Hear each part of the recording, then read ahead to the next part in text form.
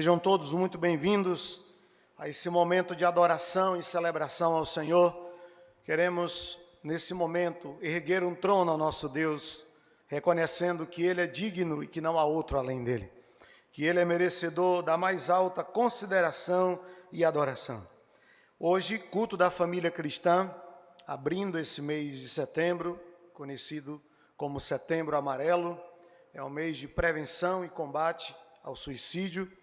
Nós queremos, com a graça de Deus, continuar pensando sobre o valor da vida, entendendo que a vida é um dom de Deus, é uma dádiva preciosa e que devemos honrar, porque foi dada pelo próprio Deus a nós. Hoje, queremos concluir a série que iniciamos há 2 meses atrás, falando sobre as bases dos relacionamentos. No primeiro momento, falamos sobre o relacionamento vertical, relacionamento com Deus, fundamentado na primeira tábua dos 10 mandamentos, os mandamentos que relacionam e que fundamentam a nossa relação com Deus. No último encontro que falamos sobre esse tema, falamos sobre os relacionamentos horizontais, a segunda tábua do Decálogo, que vem regulamentar os relacionamentos pessoais.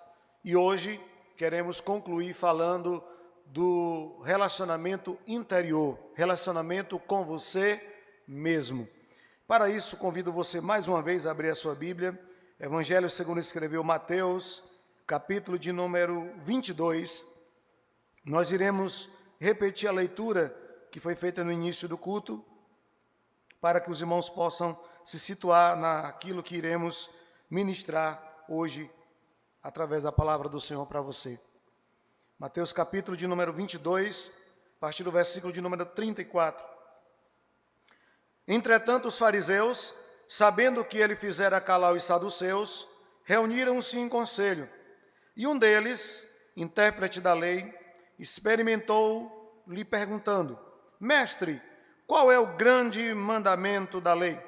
Respondeu-lhe Jesus: Amarás o Senhor teu Deus de todo o teu coração, de toda a tua alma e de todo o teu entendimento. Este é o grande primeiro mandamento. O segundo, semelhante a este, é: amarás o teu próximo como a ti mesmo. Destes 2 mandamentos dependem toda a lei e os profetas. Palavra do Senhor nosso Deus. Vamos orar? Pai, muito obrigado por essa tarde tão especial, por essa oportunidade de poder te adorar, de engrandecer o teu nome e sentir a tua presença através das canções que foram hoje ministradas ao Senhor. A nossa oração nesse momento é que o teu Espírito continue falando de uma forma muito particular ao nosso coração, através da tua poderosa palavra. Que toda voz humana cale-se diante da tua voz poderosa e que o nosso coração possa ser aquecido através da tua bendita palavra. Nós oramos assim, agradecidos, em nome do Senhor Jesus. O estudo do grande mandamento, que é o texto que nós acabamos de ler, ele é bastante pertinente para o tempo em que vivemos hoje, pois ele provoca em nós uma reflexão do que Zygmunt Bauman chama de sociedade líquida ou modernidade líquida. No livro de Bauman, O Amor Líquido, ele diz que a era da modernidade líquida em que vivemos, um mundo repleto de sinais confusos, propenso a mudar com rapidez e de forma imprevisível, é fatal para a nossa capacidade de amar, seja esse amor direcionado ao próximo ou a nós mesmos. O que Bauman chama de modernidade líquida é essa mudança brusca, repentina de ideais, de valores, de pensamentos, e isso se reflete diretamente nos relacionamentos. A liquidez traduz essa ideia de mudança de forma, algo que não tem uma forma sólida, mas que toma a forma de algo que a contorna e a mantém na forma. Os valores de uma sociedade que mudam com muita facilidade E o que é hoje, não pode haver uma garantia que será amanhã, porque tudo tem mudado com uma velocidade, com uma rapidez muito grande. E essa estrutura moderna de formas e deforma-se acaba desaguando em muita incerteza, em muita dúvida e em muitos transtornos. Não é à toa que a sociedade moderna, que o ser humano do século XXI é um ser humano carregado de transtornos. E os psicólogos e psiquiatras, psicanalistas, nunca trabalharam tanto quanto nesse tempo. Tantos transtornos e que não respeitam idade. Crianças, ainda no colegial, sofrem transtornos de ansiedade ou até depressão e outros tipos de transtornos que têm assolado a humanidade e que têm permitido muitas pessoas a enveredar por um caminho de muita dor e de muita angústia. E tudo isso é reflexo dessa sociedade muito volátil, dessa sociedade que muda constantemente, que não tem valores sólidos, que não tem princípios que possam ser inalteráveis, mas tudo está em mudança, tudo está tomando formas diferentes. E essa, irmãos, é uma das razões pelas quais nós estamos refletindo nessa série sobre relacionamentos. A minha proposta é trazer à luz das Escrituras os fundamentos e as bases para relacionamentos que sejam saudáveis, altruístas e sólidos, porque o mundo e a sociedade moderna também oferece modelos e padrões relacionais, mas esses relacionamentos, quando muito, eles são baseados em princípios que não são eternos, em valores que não são divinos, e eles estão fadados ao fracasso, eles estão fadados a muita dor e a muita angústia. Pensando mais especificamente sobre o aspecto relacional de hoje, que é o relacionamento pessoal com você mesmo, em um mundo de tanta tietagem, em um mundo de celebridades, dos feeds, dos stories, dos digitais influencers, parece que é errado falar sobre amor próprio. Soa um pouco estranho para um cristão falar sobre amor próprio, porque nós pensamos de imediato na apelação da mídia, das vidas digitais e virtuais, e muitas vezes nós nos afastamos de nós mesmos e nos desconhecemos e não podemos dizer quem nós somos, sobretudo em Deus. Então essa é a minha proposta de hoje, falar do amor próprio sob um aspecto bíblico, sob uma perspectiva bíblica, porque mesmo parecendo que o amor próprio seja algo pecaminoso, o Senhor Jesus encerra o segundo grande mandamento falando exatamente sobre ele. Ele diz que nós devemos amar o próximo como nós amamos a nós mesmos. Então a questão aqui é, o amor próprio não é um pecado, porque a Bíblia fala sobre ele, mas ele pode se tornar um pecado. E quando é que o amor próprio ele se torna pecaminoso? Quando esse amor é deturpado, quando esse amor não é vivido dentro dos valores bíblicos, dentro da perspectiva de Deus. Esse amor, ou próprio, ou pessoal, ou pelo outrem, ele acaba se tornando um amor doentio, um amor que não vai construir, que não vai agregar valores, mas um amor que vai certamente prender, aprisionar e destruir. Pois, pelo lado, quando há o excesso do amor próprio, isso acaba desaguando no narcisismo e na idolatria. É alguém que ama tanto a si mesmo, que ele está acima de tudo e de todos, inclusive de Deus. Mas, pelo outro lado, a falta de amor próprio vai também desaguar, irá reproduzir sentimentos que eu denomino de tóxicos, como insegurança, sentimento de inferioridade, de autossabotagem. Sabe aquelas pessoas que elaboram às vezes planos e projetos que elas sabem que não têm como cumprir, porque elas querem dizer para elas mesmas que não têm condição, que não têm capacidade, que não podem, é a autossabotagem. E isso é o reflexo de alguém que sofre de baixa estima, de alguém que não ama a si mesmo, de alguém que não valoriza quem ele é em Deus. Então, os dois extremos, tanto o excesso do amor próprio vai culminar em pecado, no pecado da idolatria, pois idolatria não é apenas adorar uma imagem, você pode ser o seu próprio ídolo, você pode ser o seu próprio Deus, você pode constituir o seu Deus, a partir do momento em que você coloca ou você mesmo, ou algo ou alguém, no lugar de Deus, e você divide a sua afeição a Deus por você mesmo, ou por algo, ou por alguém. Isso é idolatria moderna, e é muito sutil essa idolatria, porque nós já temos construído na nossa mente que a idolatria, ela se resume em se prostrar diante de uma imagem de escultura. E a idolatria, ela é algo muito mais profundo e algo muito mais comprometedor. Mas também pelo outro lado, se você não reconhece o seu valor e quem você é, e quando você não olha para o mérito de Cristo e reconhece quem você é em Deus, você não viverá e não refletirá a imagem de Deus plenamente como deveria refletir. Então, o grande desafio, já ficou claro aqui, e essa é a questão, o grande desafio é viver o amor próprio no equilíbrio. Encontrar esse equilíbrio de não amar demais a si mesmo, mas também de não desamar a si mesmo. Esse é o grande desafio para o cristão, não gravitar nesses dois polos, mas viver na centralidade do Evangelho de Cristo Jesus. Mas o amor próprio e o grande mandamento, ele nos traz uma segurança e paz, porque ele regulamenta a medida do amor próprio. O próprio grande mandamento que nós acabamos de ler, ele traz para nós como o amor próprio deve ser vivido.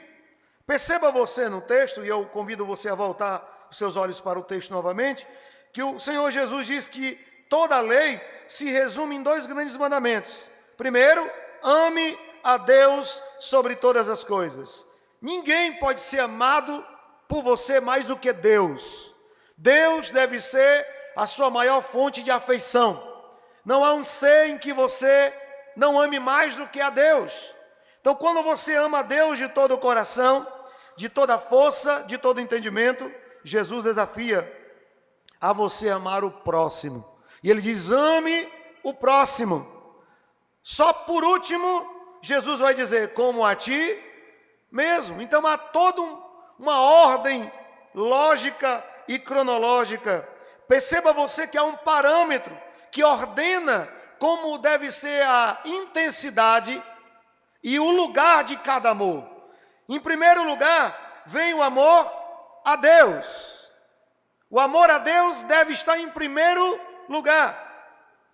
Em segundo lugar, vem o amor ao outro, ao próximo, para que por último venha o amor a você mesmo. Tudo isso para que você não coloque o amor próprio acima do amor a Deus e do amor ao próximo. A palavra de Deus, então, nos apresenta esse caminho. E como dizia Agostinho, Deus nos amou para que tivéssemos amor com o que amar. Nós só amamos porque somos amados. Ninguém consegue amar o outro e ninguém consegue amar a si mesmo se não sentir o amor de Deus por você. Todas as pessoas, por exemplo, que tentam o suicídio, são pessoas que desconhecem, na sua maioria absoluta, a Deus. Elas desconhecem o Senhor. Elas não conhecem o amor de Deus. Porque se elas conhecessem o amor de Deus, elas não atentariam contra a sua própria vida. Por desconhecer esse amor, é que elas não valorizam a si mesmas. É que elas não valorizam a sua própria vida. E Bauman, recorrendo novamente ao escrito desse sociólogo, ele diz que para termos amor próprio, precisamos ser amados. O amor próprio, diz ele, é construído a partir do amor que nos é oferecido por outro. É lógico que nós não iremos esperar que um escritor, que um sociólogo como Bauman, vai dizer que este amor com que sentimos e recebemos é o de Deus. Mas a palavra de Deus está nos afirmando que a base para o amor ao próximo, que a base para o amor a si mesmo, é o amor de Deus. Então eu tenho que estar pleno do amor de Deus. Eu tenho que estar repleto do amor de Deus para que eu tenha a capacidade de amar ao meu irmão e de amar a mim mesmo. De exercer e desenvolver o amor próprio. Então o princípio aqui é muito claro, irmãos. E qual é? Amor em mim, para depois ser amor a mim. Primeiro é o amor em mim, para logo em seguida ser o amor a mim. Essa é a ordem bíblica para o amor próprio. O desafio proposto nessa noite, então, é como praticar o amor próprio de forma bíblica. Como praticar o amor próprio de forma bíblica. Então eu gostaria de apresentar 3 formas de você amar a si mesmo sem ingressar no caminho da idolatria, do narcisismo. Como amar a si mesmo biblicamente? Em primeiro lugar, vivendo, sabendo quem você é. O amor próprio, ele perpassa pela descoberta da sua identidade, de quem é você. As pessoas que não amam a si mesmas, elas não sabem quem elas são. Na sua maioria, elas vivem uma crise profunda de identidade. Elas procuram saber quem são nos meios que a mídia oferece, naquilo que os outros as influenciam, mas elas não sabem quem elas realmente são verdadeiramente. E uma das maiores tragédias na existência humana reside na ausência de identidade. E vivemos essa tragédia atual, de um mundo que não tem identidade própria, de pessoas que copiam, que imitam, mas que não sabem quem são. Você pergunta para alguém quem você é, e ele vai dizer, olha, eu sou um pintor, um eletricista, um engenheiro. Não, não é o que você faz, é quem você é. Porque o que você faz não define quem você é. Essa pergunta não é uma pergunta tão fácil de ser respondida. Não é uma pergunta tão fácil de ser atendida por todas as pessoas. Porque as pessoas não buscam encontrar a sua identidade. E essa geração vive essa profunda e aguda crise de identidade. Eu entendo que falta originalidade. Falta originalidade, inclusive, no culto que muitas vezes é prestado a Deus. Porque as pessoas estão sempre copiando, imitando, e elas não procuram saber em Deus o que Deus quer ouvir e receber de nós. Falta muito disso. E como dizia Platão, o homem é um ser em busca de sentido. Há essa busca no homem, de saber quem ele é, de conhecer a si mesmo. É uma busca inerente à vida humana e à existência humana. E essa busca, ela é expressa na história da humanidade, no período do existencialismo, por exemplo. Quantos pensadores tentaram trazer respostas a questões existenciais da vida humana? Quem eu sou? De onde eu vim? Por que eu estou aqui? Para onde eu vou? E quanto mais eles buscavam entender e responder essas questões, mais confusos eles se tornavam. Basta ler os escritos de John Locke, de Sartre, de Descartes, que você vai ver que eles não tinham certeza de nada. Inclusive, uma frase famosa é, sei do que nada sei, porque eles não têm esse entendimento do que são, essa busca quase que eterna pelo sentido, pelo descobrir-se, pelo saber, pelo entender. Essa é a perspectiva humana. Felizmente, nós temos na Bíblia todas essas respostas existenciais para o homem. Quem você é? Essa é a proposta de hoje. Saber quem você é em Deus. De onde você veio? Também podemos responder à luz da Bíblia. Por que você está aqui? Também sabemos e podemos responder. e para onde iremos, temos essa bendita esperança de que estaremos na glória com o Senhor. Quem nós somos? Quem você é? Essa é uma grande questão. E antes de destacar à luz da Bíblia quem você é, eu quero começar dizendo o que você não é. E já é cláusula excludente. O que você não é? Em primeiro lugar, você não é o que você tem. Você pode ter dinheiro, você pode ter beleza, você pode ter saúde, você pode ter fama, mas isso não define você. Isso não define quem você é. Salomão nos ensina isso. Ele buscou no livro de Eclesiastes o sentido da vida. E todo o livro, ele gira no entorno dessa busca de Salomão, de encontrar o sentido da vida. E ele diz que buscou o sentido da vida no vinho. Mas ele descobriu que era um prazer muito passageiro. Ele busca no amor das mulheres. Mas ele também descobre que só durava no máximo uma noite. Ele busca nas construções. E ele torna-se um grande edificador. E ele depois olhava para aqueles prédios que ele construía. E ele continuava com um vazio que ele não conseguia preencher com nada que ele tinha e que ele havia erguido. Ele busca na fama. E ele se tornou um homem famosíssimo. Pessoas vinham de todos os lugares do Oriente para ouvir a sua sabedoria. No final, Salomão conclui que não há nada nesse mundo que possa dar sentido à vida. Que não há nada que você possa saber ou ter que pode dar sentido à sua existência. E ele conclui dizendo que tudo é vaidade. Que a vida é tão efêmera, que a vida é tão frágil, é tão passageira, que tudo passa com a velocidade tão grande que nós nem percebemos o tempo passar. E ele faz a sua conclusão no capítulo 12, dizendo que o sentido da vida está em temer a Deus e guardar os seus mandamentos. O sentido da vida está em Deus, e não nos valores, prazeres dessa vida. Você não é o que você tem. No mundo, você só vale aquilo que tem. O seu valor é medido a partir do que você possui, do que você adquire. No Evangelho, você não vale o que você tem. Você vale o que Cristo fez por você na cruz. O que Ele garantiu por você. O que Ele conquistou por você na cruz. Você também não é o que as pessoas pensam de você. Sabe, irmãos, é triste a tragédia pessoal de pessoas que gastam tempo e energia para tentar mostrar para os outros o que elas não são, enquanto que elas deveriam gastar esse tempo e essa energia em Deus para se tornar aquilo que Deus quer que você seja. O mundo vive no entorno de construir uma imagem, de você mostrar para os outros.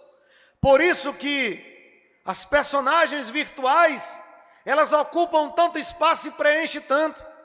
Por isso que as pessoas têm milhões de seguidores, mas não têm amigos.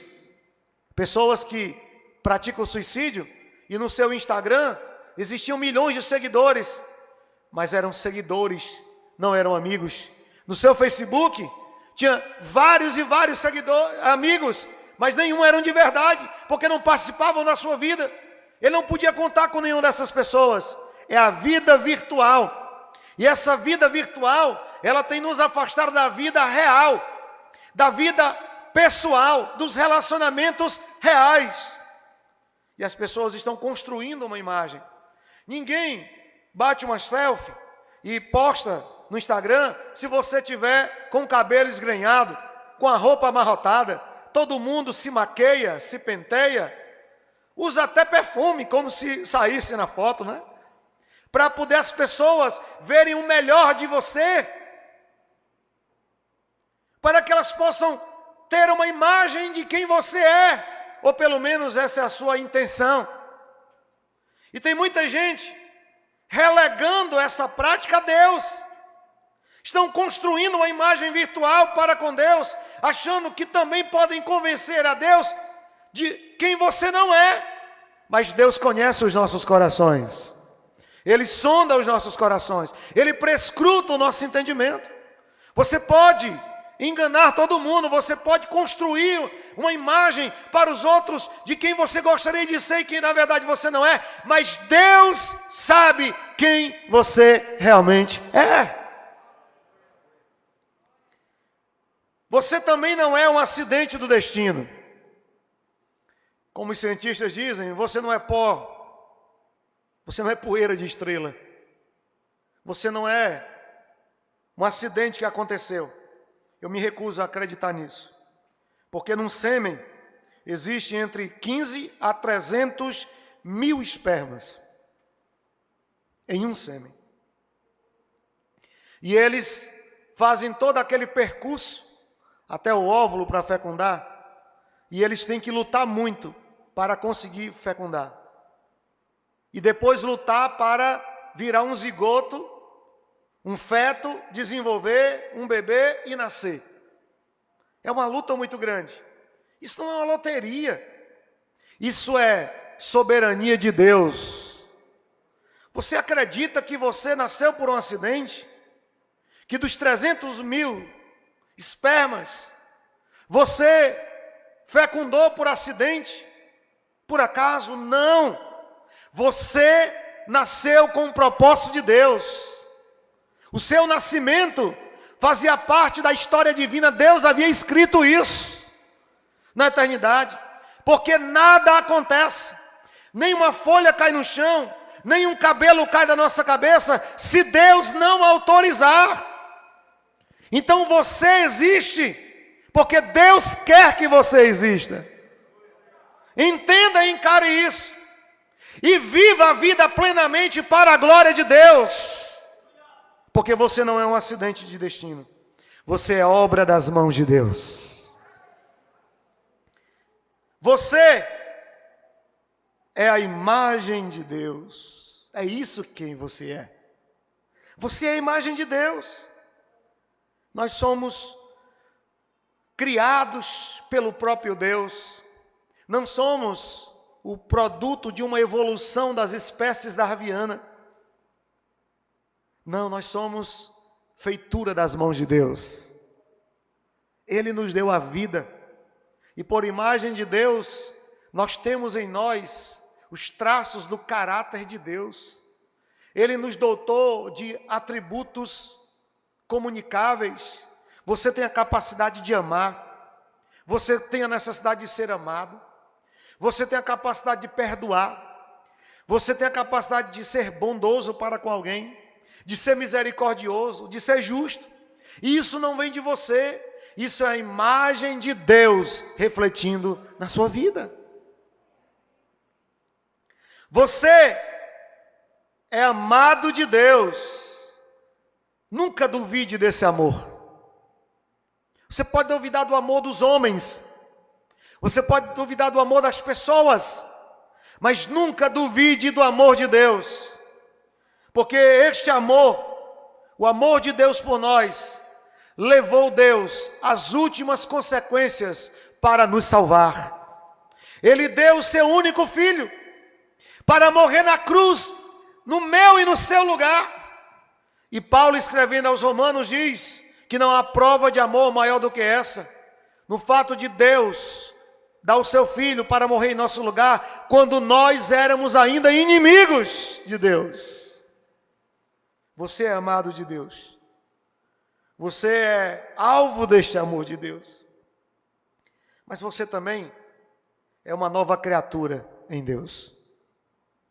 E Cristo, Ele venceu em você, pelo mérito do seu sacrifício na cruz, Ele venceu a velha natureza que todos nós temos. E agora, nós morremos com Cristo, diz Paulo em Romanos 6, e ressuscitamos com Cristo para uma nova vida. Por isso, em 2 Coríntios 5,17 diz que em Cristo nós somos nova criatura, que as coisas velhas se passaram e tudo se fez novo. Tudo se fez novo. Sabe o que Carl Jung diz? Que em toda alma existe sombras de personalidade, que em toda alma existe uma escuridão, que em toda alma existe uma parte negra, sabe, a parte negra da força, a Bíblia nos diz que isso é natureza humana, pecaminosa, inclinada ao pecado, inclinada ao mal. E você não precisa reprimir, esconder, negar. Você pode abrir o coração e dizer: eu sou realmente um pecador, mas em Cristo eu não sou escravo do pecado, porque eu nasci em Deus para uma nova vida em Cristo Jesus. Eu sou nova criatura.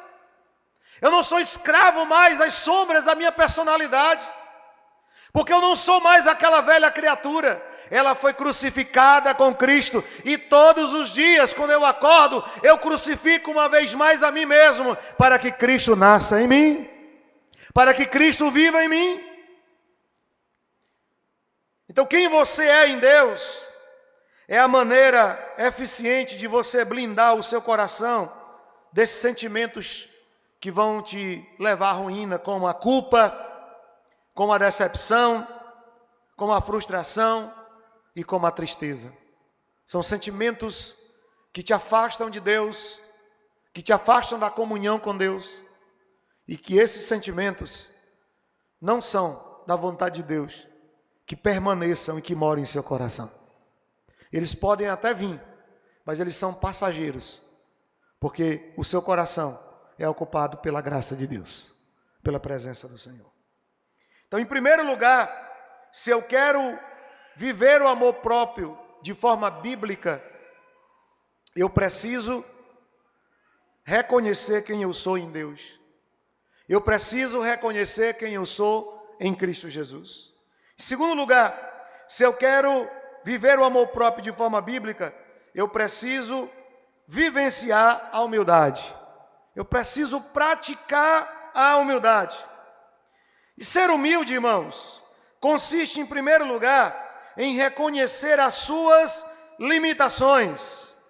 E é interessante porque as minhas limitações me dão humildade, porque eu não sei tudo o que eu preciso saber.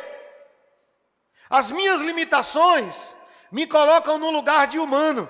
Elas me humanizam. Elas não me deprimem, elas não me depreciam, elas me tornam mais humanos. Porque quando eu reconheço minhas limitações, eu sinto duas coisas. Primeiro, eu sinto que eu não tenho poder, que eu não sou todo-poderoso e autossuficiente, e isso me manterá humilde. Segundo, eu reconheço que só Deus pode todas as coisas. Então, ao mesmo tempo que eu reconheço quem eu sou, eu reconheço quem Deus é na minha vida. E eu glorifico a Deus por isso. Reconhecer então as limitações não lhe diminui como ser humano. E reconhecer as limitações não é uma relação, irmãos, de codependência. A gente precisa ter esse equilíbrio entre a codependência e a interdependência. Nós não podemos ser codependentes de ninguém. Nós temos que ser interdependentes, porque a codependência é um sentimento terrível, é um sentimento horrível. Você se torna refém do outro, você não vive, você sobrevive, porque você vive à sombra do outro. Mas o Senhor nos fez para vivermos a nossa própria vida glorificando a Ele por tudo isso. Ser humilde significa reconhecer as suas falhas. E essa geração, ela não sabe lidar bem com as perdas e os fracassos. Inclusive, no meio evangélico, é comum a frase: pare de sofrer. Porque parece que sofrer é algo pecaminoso. Parece que falhar é algo desumano. E tem gente que responsabiliza o diabo ou o pecado quando algo acontece de errado, quando ocorre uma falha. Não! Nós somos sujeitos a falharmos. Nós falhamos e falharemos no futuro. E é nisso que reside a graça de Deus. Deus não nos escolheu e não nos amou porque nós somos bons. Ele nos escolheu livremente porque Ele escolheu nos amar a despeito das nossas limitações, a despeito de quem nós somos. Seja muito bem-vindo à humanidade. Você sim, você falha, você erra, mas a graça de Deus continua sobre a sua vida. A graça de Deus continua lhe sustentando. Ser humilde significa reconhecer o próximo. Sim, saber que o seu irmão é seu irmão em Cristo e que ele tem um valor espiritual e que ele tem um valor para Deus e você não se sentir, inclusive, superior a ele. Quando nós exercitamos a humildade, nós mantemos o nosso coração protegido do orgulho, que é esse extremo do amor próprio. E aí Paulo, falando sobre isso, ele diz: nada façais por partidarismo ou vanglória, mas por humildade, considerando cada um os outros superiores a si mesmo. Esse é um exercício, irmãos. Nada faça por partidarismo ou vanglória. Olhe para o seu irmão e o considere superior a você. Isso exercita em nós a humildade. Porque quando você começa a pensar que você não precisa do outro, ou que você sabe mais do que o outro, ou que o outro não pode agregar nada de valor a você, você já está no estágio do orgulho. E você para de aprender. E você para de frutificar. E você para de crescer em Deus. Como então exercitar a humildade? Jesus, ele nos ensina como exercitar a humildade em Lucas 9, 23.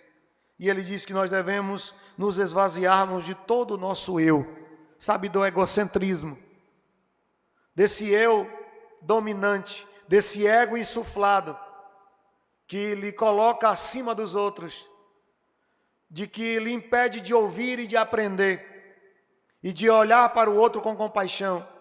Jesus diz lá em Lucas 9, 23, que aquele que quer ser seu discípulo deve negar a si mesmo, deve tomar a sua cruz e deve seguir a Cristo. Esse é um exercício da humildade. Negue-se a si mesmo. A cada dia tome a sua cruz e siga a Jesus. Seguir significa abrir mão do controle da sua vida para, a partir de agora, viver na vontade de Deus. Cumprir a vontade de Deus. Uma outra forma de nós amarmos a nós mesmos de forma bíblica é vivendo para a glória de Deus. E esse, irmãos, é o grande propósito da vida, viver para a glória de Deus. O breve catecismo de Westminster, no seu primeiro artigo, que é uma pergunta retórica, ele diz o seguinte: o fim principal do homem é glorificar a Deus e alegrar-se nele para sempre. Esse é o objetivo da vida. Você não vai supor que Deus nos criou porque Ele precisava de nós para ser Deus. Porque, a despeito da existência humana, Deus continua sendo Deus. Se Deus não precisava de nós para ser Deus, por que Ele nos criou? Ele nos criou para a sua glória, para que nós o glorifiquemos. E quando nós o glorificamos, nós encontramos o sentido da nossa vida. Porque esse é o propósito da nossa existência, a glória de Deus. O catecismo, ele apenas repercute o que a Escritura já ensina, o que a Escritura já afirma. O profeta Isaías, por exemplo, no capítulo 43, verso 7 do seu livro, ele diz: a todos os que são chamados pelo meu nome, os que eu criei para a minha glória. No capítulo 61, verso 3, ele diz: e a pôr sobre os que em Sião estão de luto, uma coroa em vez de cinzas, óleo de alegria em vez de pranto, vestes de louvor em vez de espírito angustiado, a fim de que se chamem cavalos de justiça, plantados pelo Senhor para sua glória. O apóstolo Paulo, reverberando as palavras do profeta Isaías e do Antigo Testamento, em Romanos 11, 36, diz: porque dele e por meio dele e para ele são todas as coisas, a ele, pois, a glória eternamente. Amém. No capítulo 14, versos 7 e 8 de Romanos, ele diz: porque nenhum de nós vive para si mesmo, nem morre para si, porque se vivemos, para o Senhor vivemos, se morremos, para o Senhor morremos, quer pois vivamos ou morramos, somos do Senhor. Escrevendo aos crentes de Corinto, na primeira carta, no capítulo 10, verso 31, Paulo afirma: porque quer comais, quer bebais, ou façais outra coisa qualquer, fazei tudo para a glória de Deus. Aos crentes de Éfeso, na carta que ele escreveu a eles, no capítulo 1, versos 5 e 6, Paulo afirma: Deus nos predestinou para Ele, para a adoção de filhos, por meio de Jesus Cristo, segundo o beneplácito de sua vontade, para louvor da glória de sua graça, que Ele nos concedeu gratuitamente no amado. Não tenha dúvida, a sua existência tem um propósito, e esse é a glória de Deus. É a glória do Senhor. Mas a queda obstaculou esse propósito, pois o orgulho é a fonte de todos os pecados. Basta você lembrar dos nossos pais lá no Jardim do Éden e lembrar o que os motivou a comer do fruto do conhecimento do bem e do mal. Foi o que a serpente disse: vocês serão como Deus. No afã de serem independentes de Deus, de serem os seus próprios deuses, de se tornarem deuses, Adão e Eva comeram do fruto do conhecimento do bem e do mal. A queda, ela obstaculou esse propósito primário de Deus para a existência humana, a sua glória. E o pecado, ele deturpou essa imagem de Deus no homem. E o homem já não refletia a imagem de Deus, e assim ele já não glorificava como Deus é digno de ser glorificado. Todavia, a obra de Cristo restaurou esse propósito. Nós não somos perfeitos como Adão e Eva, mas nós temos a nova natureza de Cristo Jesus.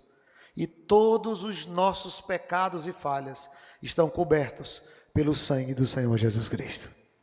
Quando Deus olha para nós, Ele não olha com olhar de justiça para condenar, mas Ele olha com olhar de graça para nos perdoar, por causa do mérito de Cristo Jesus. Meus irmãos, todos os homens que trilharam o caminho do orgulho e da soberba terminaram de forma muito mal. Nimrod, o construtor da Torre de Babel, do capítulo 11 de Gênesis, deve ser para nós um exemplo de que aqueles que querem dividir a glória com Deus, Deus nunca permitirá, porque Deus não divide sua glória com ninguém. O propósito ali era: construiremos uma torre que vá até os céus, tornaremos o nosso nome célebre entre todos os homens. Deus confunde aquele projeto humano e a torre para de ser construída porque houve uma confusão de línguas ali naquele lugar. Um outro personagem bíblico foi Nabucodonosor. Certo dia, ele olhando para o seu reino, o grande império babilônico de 127 províncias, nações subjugadas ao seu governo e poderio, andando na varanda do seu palácio, ele diz: não preciso de nada, sou Deus, sou Senhor do mundo. E a Bíblia diz que para mostrar quem ele era e a grandeza de Deus, o Senhor tira o entendimento de Nabucodonosor. E durante 7 anos, ele vive como animal no jardim que ele mesmo mandou construir e que é considerado uma das 7 maravilhas do mundo antigo. E ele viveu como animal comendo capim naquele lugar. As unhas cresceram. As pessoas olhavam espantadas para ele, diante daquele quadro terrível de que ele foi colocado. Depois de 7 anos vivendo assim, Deus recobra a ele a consciência.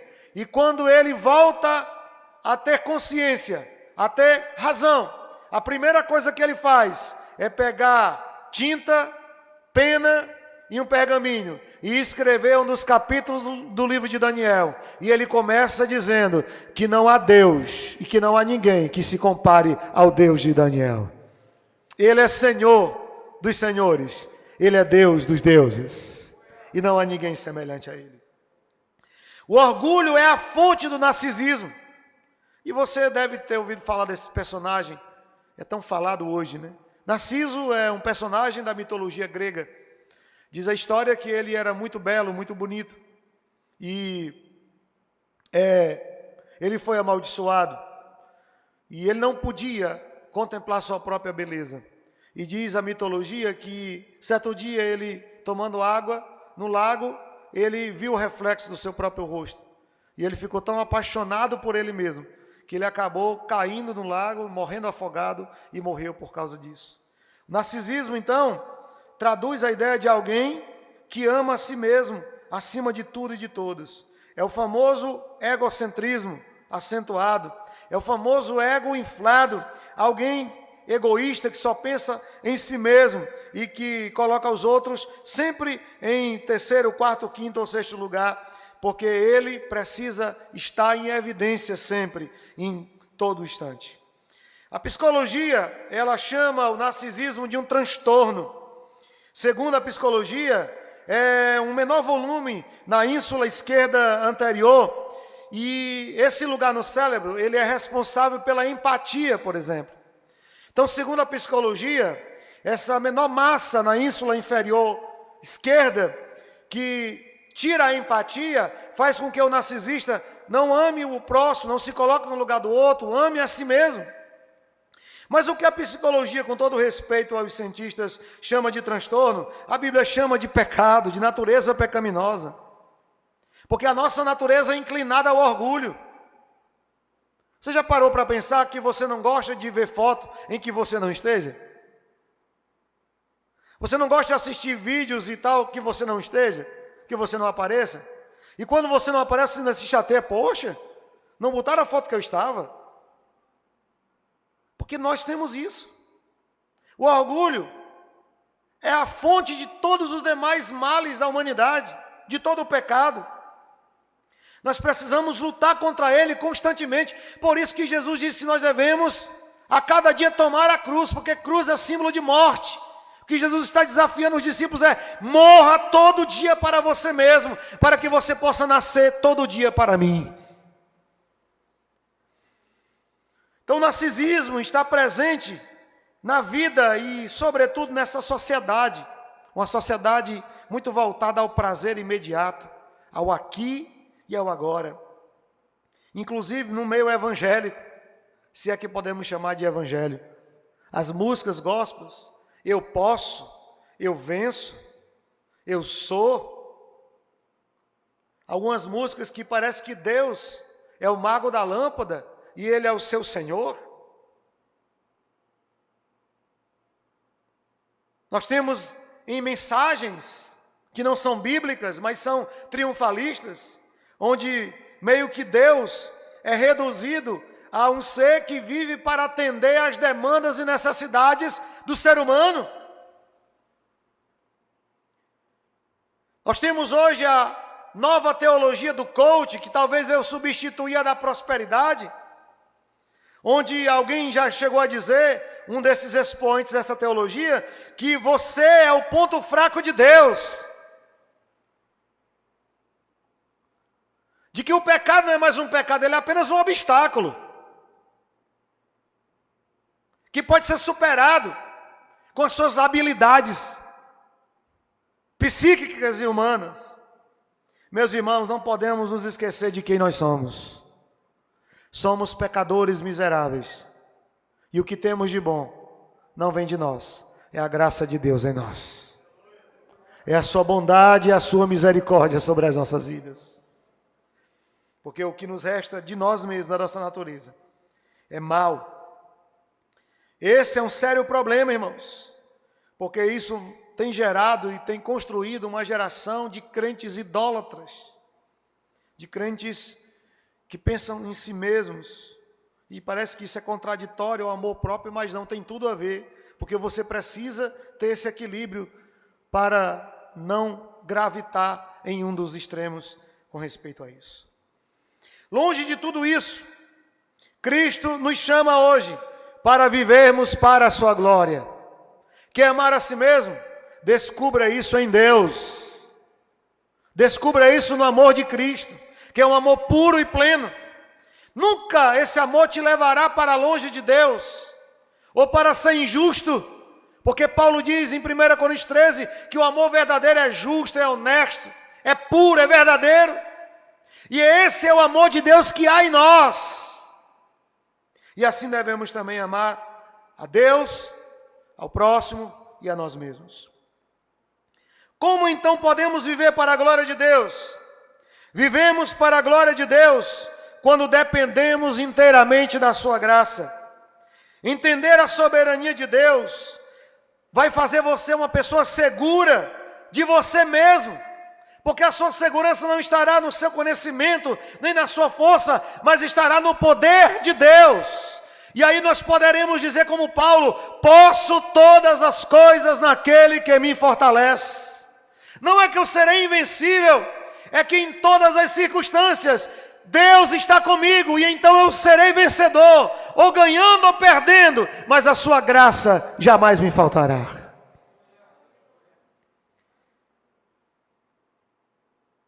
E aí poderemos dizer como Paulo em Gálatas 2:20: logo já não sou eu quem vive, mas Cristo vive em mim. E esse viver que agora tenho na carne, vivo pela fé do Filho de Deus, que amou a si mesmo e se entregou por mim. Viver para a glória de Deus significa reconhecer as suas realizações na tua vida. Você só é quem é por causa da graça de Deus. E Tiago exorta os seus ouvintes nos seguintes termos, no capítulo 4, verso 15. Devias dizer: se o Senhor quiser, não só viveremos, como também faremos isso ou aquilo. Tiago está falando da fragilidade da vida, de alguém cheio de si mesmo e dizendo: eu vou fazer isso, eu vou fazer aquilo, eu irei para aquele lugar, eu irei empreender esse projeto. E Tiago diz: não digam isso, porque vocês não têm um domínio nem sobre o dia de amanhã, nem sobre daqui a algumas horas da vida de vocês. Vocês não têm esse controle. Digam: se Deus quiser. Então reconheça que tudo que você tem vem de Deus, é a bondade de Deus. Você estudou, você trabalhou, você se esforçou, mas se não fosse a bondade de Deus, você jamais teria chegado onde você chegou, meu irmão. Porque tem muita gente que lutou muito mais do que você, que batalhou muito mais do que você, e nunca chegou, e talvez nunca chegará onde você chegou. Então tudo que você aí tem, vem de Deus, vem da sua bondade. Viver para a glória de Deus significa entregar sua vida em suas mãos. 2 Coríntios 5,15 diz: e ele morreu por nós, para que os que vivem não vivam para si mesmos, mas por aquele que por ele morreu e ressuscitou. Então viver para a glória de Deus significa que eu não tenho o controle da minha vida, que eu não estou no controle da minha vida, que o Senhor dirige a minha vida, que o Senhor dirige a minha história. É isso que significa viver para a glória de Deus. Por último, viver para a glória de Deus significa manifestar o seu caráter no mundo. Em Efésios 1:4 diz: assim como nos escolheu nele antes da fundação do mundo, para sermos santos e irrepreensíveis perante ele e em amor. Você existe com um propósito, e esse propósito não é fazer a sua própria vontade, não é viver para você mesmo, mas é viver para cumprir os propósitos de Deus. Sabe por que tem muita gente aí infeliz? Gente que conquistou, gente que empreendeu, gente que realizou sonhos e projetos, mas mesmo assim continua infeliz, mesmo assim continua vazio. Sabe por quê? Porque você não conquistou e não construiu nada que você construiu, talvez visando a glória de Deus. Foi só você mesmo. Era você, vírgula você, reticências você, etc. você. É muito você. E nada de Deus. Foque sua vida em Deus. Coloque sua vida de forma que você se dirija em direção a Deus, em que você caminhe em direção a Deus, e não para você mesmo. E assim, nós reconheceremos o nosso valor em Deus, saberemos qual é o nosso lugar no reino, e saberemos qual é o propósito de Deus para a nossa vida. E não haverá depressão, não haverá tristeza profunda, que lhe amarrará, que lhe escravizará, que lhe sequestrará. E isso não será porque você é cheio de si, ou muito resolvido de quem você é, mas é porque você sabe quem você é em Cristo Jesus. Amém, queridos?